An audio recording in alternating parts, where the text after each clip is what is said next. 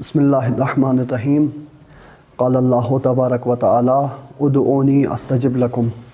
محترم سامعین، آج جو نوجوان نسل ہے خاص کر وہ یہ اعتراض کرتے ہیں کہ پروردگار نے قرآن میں تو کہا ہے کہ تم مجھے پکارو میں تمہاری پکار کا جواب دوں گا، لیکن جب ہم خدا سے مانگتے ہیں دعا تو خدا ہماری دعاؤں کو قبول نہیں کر رہا ہے، تو دونوں میں تضاد کیوں ہے؟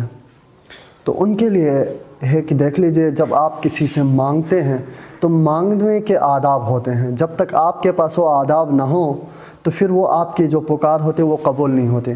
مثلا ہم اپنے گھروں میں دیکھ لیں، ایک چھوٹا سا بچہ آ کے اگر اپنے والد سے کہے، اپنے موبائل کی طرف دیکھتے ہوئے، موبائل کے ساتھ چھیڑتے ہوئے، کھیلتے ہوئے، کبھی ان کی طرف بے دھیانی میں یہ کہے کہ مجھے 500 روپے دے دو، مجھے کچھ پیسے دے دو، تو ان کا کیا کر لے گا؟ ان کا والد پیسے سیدھے نہیں دے گا، بلکہ ان کو اپنے پاس بلا کے کہے گا بیٹا دیکھ لو، اپنے سے بڑوں سے بات کرنے کی تمیز ہوتی ہے، بڑوں سے مانگنے کے آداب ہوتے ہیں، اس طرح مانگا جاتا ہے، اس طرح نہیں، اس طرح بات کی جاتی ہے، اس طرح نہیں۔ تو یعنی ہماری ایکسپیکٹیشنز یہ ہیں کہ ہم سے جو چھوٹے ہیں وہ ہمارے ساتھ ادب کا لحاظ کرتے ہوئے کوئی چیز مانگیں۔ تو ہم یہ چیز کیوں نہیں سوچتے ہیں کہ ہم جب خدا سے مانگ رہے ہیں تو آیا ہم اپنے ان آداب کا خیال رکھتے ہیں؟ مثلا ہم نماز پڑھتے ہیں اور نماز میں کہتے ہیں اہدنا الصراط المستقیم، ایک طرف دعا مانگ رہے ہیں کہ پروردگار ہمیں سیدھا راستہ دکھا، لیکن ہماری حالت نماز میں کیا ہوتی ہے؟ کبھی یہیں پہ کھو جاتے ہیں، تو کبھی یوں جمائیاں لے رہے ہوتے ہیں، کبھی کچھ ہوتا ہے۔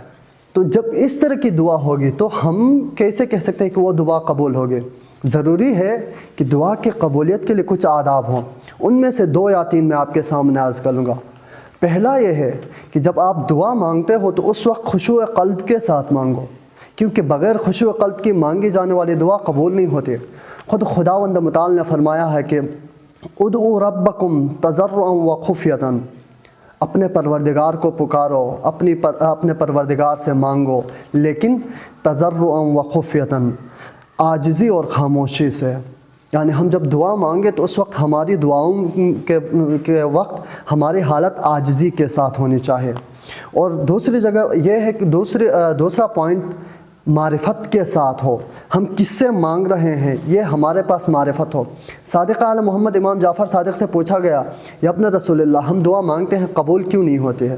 تو امام جعفر صادق نے کہا کہ لِأَنَّكُمْ تَدْعُونَ مَنْ لَا تَعْرِفُونَهُ، اس لیے قبول نہیں ہوتی کہ تم اس سے مانگتے ہو جسے تم جانتے ہی نہیں ہو، یعنی تمہارے پاس معرفت ہونی چاہیے۔ دوسری روایت میں ہے کہ لو عرفتم اللہ حق معرفته لزالت الجبال بدعائکم، اگر تمہارے پاس اللہ کی ایسی معرفت ہو جیسی ہونی چاہیے اور حق معرفت کے ساتھ دعا مانگو تو تمہاری دعاؤں سے کیا ہوگا؟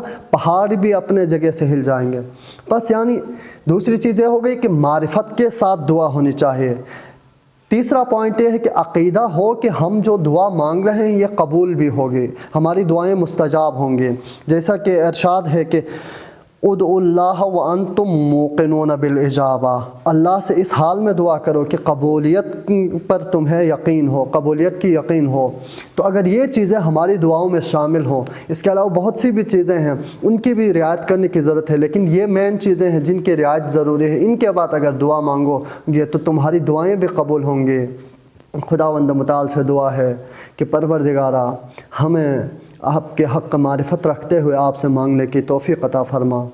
السلام علیکم ورحمۃ اللہ وبرکاتہ۔